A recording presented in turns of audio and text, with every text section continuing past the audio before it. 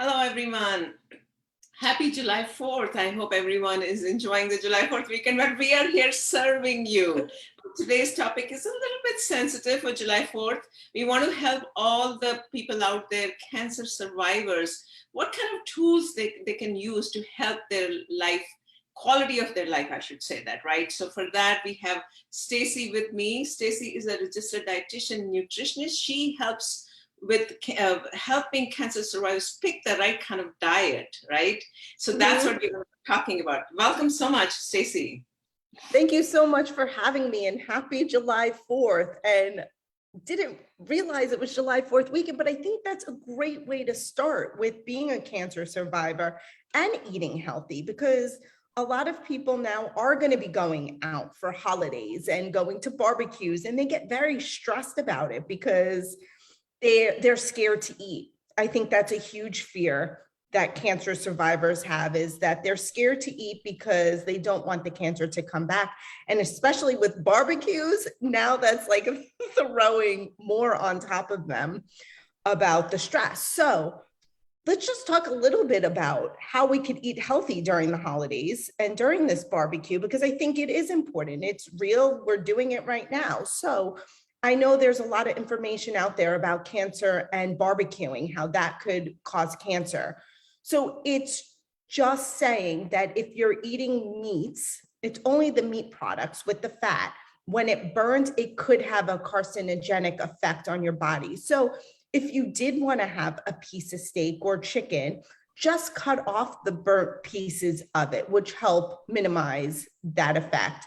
But if you're going to grill vegetables, there's no issue with cancer and that. So if you're going to a barbecue, bring some vegetables with you to barbecue, or ask the host to have vegetables for you, because I think it's really important that you do stay with somewhat of your diet when you are going out.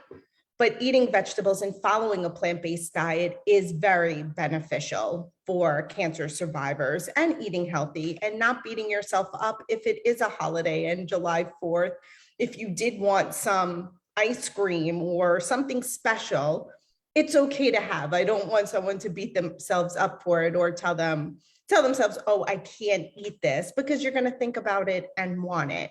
So it's okay to have certain things, but you just want to be safe with what you're eating and focus more on your fruits and vegetables than anything else.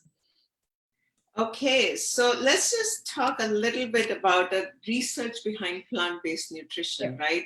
And how it helps specifically for cancer survivors, because sometimes they also have problem in swallowing, right? You know, those, I mean, side effects from chemotherapy are huge. So let's just talk about the side effects, how they can overcome all the side effects of using plant-based nutrition. Yeah, and you know what? Plant-based nutrition is also an umbrella term. So just to make it clear, to be plant-based doesn't mean you have to become a vegetarian or vegan. You know, some people say it that way, but it really doesn't mean that. So it's just an umbrella term. It just means that you're focusing more on your fruits and vegetables versus your meat products. But yeah, there are a lot of side effects with treatment. The swallowing issue, or just feeling fatigued and not wanting to eat. And I really tell clients and family members that sometimes we have to listen to what the patient wants or what your family member wants to eat. So if it is a burger or some chicken, it's figuring out ways for them to get it down and easy to swallow and to digest. Or you could do different things if it's using mushrooms or using beans instead of a burger. You could always use something like that to do more plant-based. I think beans are great to use. It's a great meat alternative to add to the diet. But yeah, with swallowing issues, choosing soft, easy to swallow foods. And there are tons of plant-based things out there to help. If it's the yogurts, the plant-based yogurts, the plant-based ice creams, you just want to read the ingredients and make sure there's not a lot of extra added sugar to it. But those are great alternatives to have. So I just wanted to get a little bit, that's great. I just wanted to get a little bit more in detail to help some of the people who would be listening to this session, Mhm. what kind of food groups they should focus on. For example, kale has, I just wanted to Yeah. take an angle of the research part of it. Like kale Yeah. has angle, sorry, a research, not angle, or some of the other food groups that specifically are better for cancer survivors. Yeah, I think the protein is really important to focus on, making sure that you're getting adequate amount of protein in your diet. So if it is from your nuts, your seeds, your beans, your legumes, your tofu are great sources of protein. Also, besides protein, am I muted? No, I can hear Oh, you. sorry.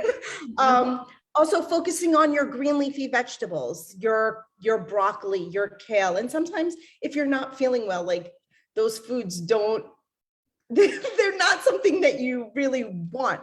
But so for the caregivers, try to sneak it into the foods for your loved ones. So if it is broccoli, if you wanted to puree it up and add it to soups, just so they kind of don't know it's there, to help them out, I find very beneficial, because if you're not feeling well, to think of eating broccoli, I mean, honestly, it kind of makes me like nauseous to think about. But if you're making a soup or making mashed potatoes and mixing it in there, it's sometimes easier to get in. Even focusing on all your fruits and vegetables, they're all good for you for all different reasons. So even if it's your peppers, your red peppers, your green peppers, your yellow peppers, those are so versatile to have. You could make stuffed peppers, or you could puree them up and add them to soups.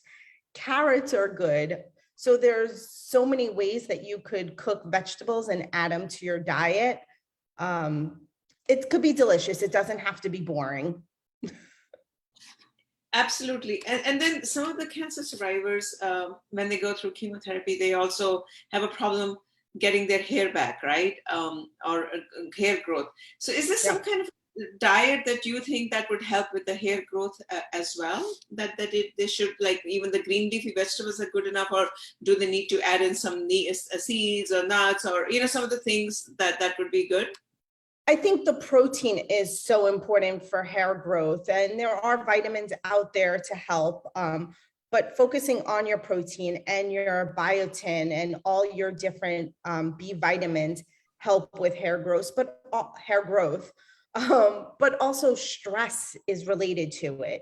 And sometimes it takes time for hair to grow back. And, going through chemo and radiation and being diagnosed with cancer, it's a stressful situation. So people lose hair just from that too. So it does take time for hair to grow back.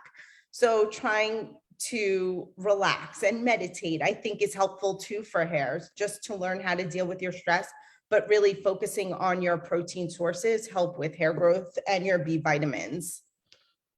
Even your omega-3s too, your fatty acids, making sure you're getting adequate amounts of that. If you wanted to do a fish oil supplement, fine, but you could also get it through food. If it's through your chia seeds, your flax seeds, your walnuts are great sources of your omega-3s. Your fish are other sources of it. So what would be a simple, like, a meal look like for someone who's a cancer survivor? Like just give us an example. Like you said protein, you said nuts, you said seeds, a lot of things, right? So what? So like a typical meal could be, I don't know, I'm on the burger kick, but doing a bean burger, making a bean burger at home. They also sell vegetarian burgers in the store. You have to just watch out because there's a lot of sodium in it. But if you make a bean burger with maybe white beans with some quinoa in it, onions, garlic, mushrooms, you mash them all together, make burgers and grill it. You could add egg to it to have it all stay together. But having a bean burger with maybe a salad, or doing the bean burger with coleslaw, great meal. Or if you're in somewhere cold, you could do like a chili, a vegetable chili, which I think is great. So adding your beans to it, adding tons of vegetables to it, you're getting your protein, you're getting your fat, and you're getting your carbs. You really want to eat all three macronutrients in a meal. We don't want to just eat protein or just eat carbs. just eat fat. We want to eat it all together because it helps out. Carbs aren't an enemy. Carbs are very good for us. We just want to choose good carbohydrates and add them with protein and fat. So your good carbs are your beans, your whole grains, your fruits are all considered carbohydrates. So we do want to eat them because they give us energy. That's another side effect I hear all the time from patients and clients is that they're so tired, they're fatigued. So making sure you're eating the carbs that give you energy help with that. So that's some ideas of a balanced plate, and even looking at your plate. Great visual. Half of your plate, you really want it your fruits and vegetables, a quarter of it your starch, and a quarter of it your protein. So you're focusing more on the vegetables than anything else.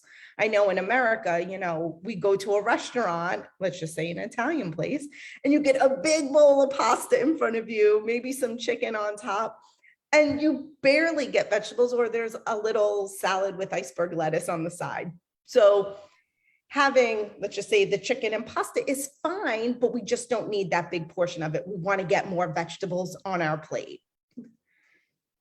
I agree with you. And that's why, if you look at Asian restaurants, like if you go for Chinese food or Vietnamese food, they put, your protein, your vegetables, it's a complete meal, right? Yeah. I mean, that's an observation that I have made, as opposed to an Italian meal, which is very carb rich with Alfredo sauce and going on, and the pounds are going up too. But Asian meals are more balanced, the plates. And it's mostly like a lot of it is a lot of vegetables. I remember going to a place and my husband, I only got 4 shrimp. And I'm like, yeah, but that's like a serving. Like, that's enough. Look at all the vegetables you got. Look at the broccoli and the carrots and the cabbage you got.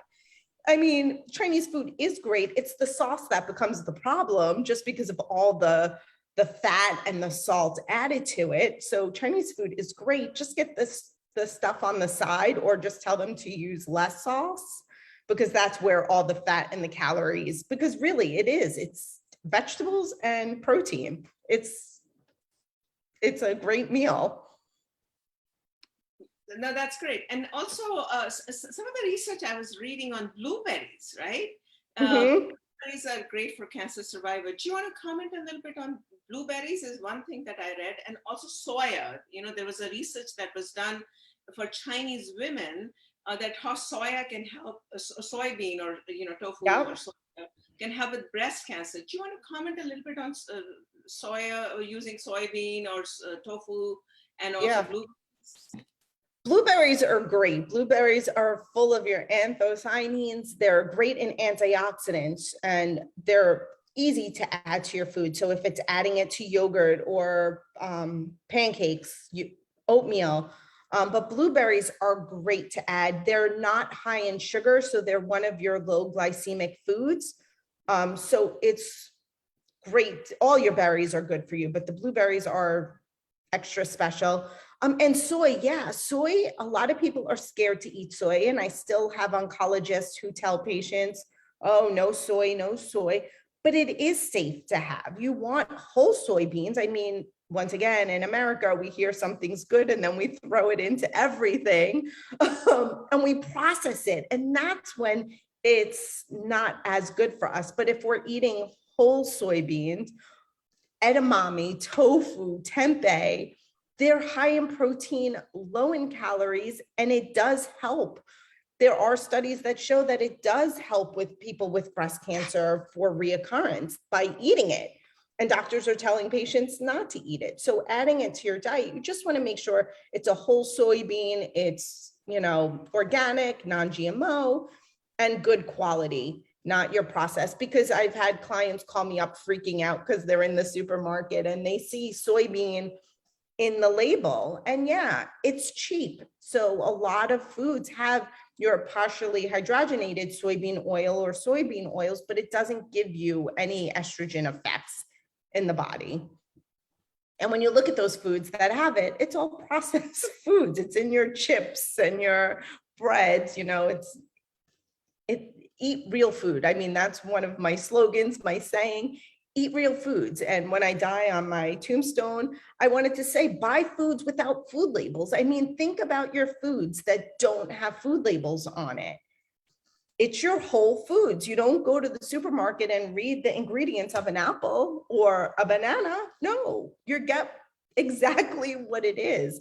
When you start reading the food labels and it has 20, 30 ingredients and you can't pronounce any of them, it becomes kind of scary. So stick with whole foods, real foods, and less processed foods. Yes, I buy foods with food labels, but you want to minimize the ingredients and be able to understand everything that's in your food. Okay, that's a great session. It's a quick 10-15 minute session that we bring on a daily basis. Anything else you'd like to add? Well, please go ahead. No, thank you so much for having me. And if you guys want to find me, I'm on Instagram, thecancer.nutrition.coach. I'm on Facebook. But I'd love, for you guys, because I can't see any questions, but if you have questions, let me know. I'm always here to help and answer them. No, I think it's a great session, and you have an amazing Insta account. I mean, Insta page that I was mentioning to you before we started. A lot of information. So thank you so much for being with us. This is a lot of people watch it afterwards as well. Keep supporting us. I know this is July 4th, so a lot of people are on holidays, so it's a little bit of a slow this weekend, but we will keep serving you. So have a great July 4th. Thank you. Bye-bye.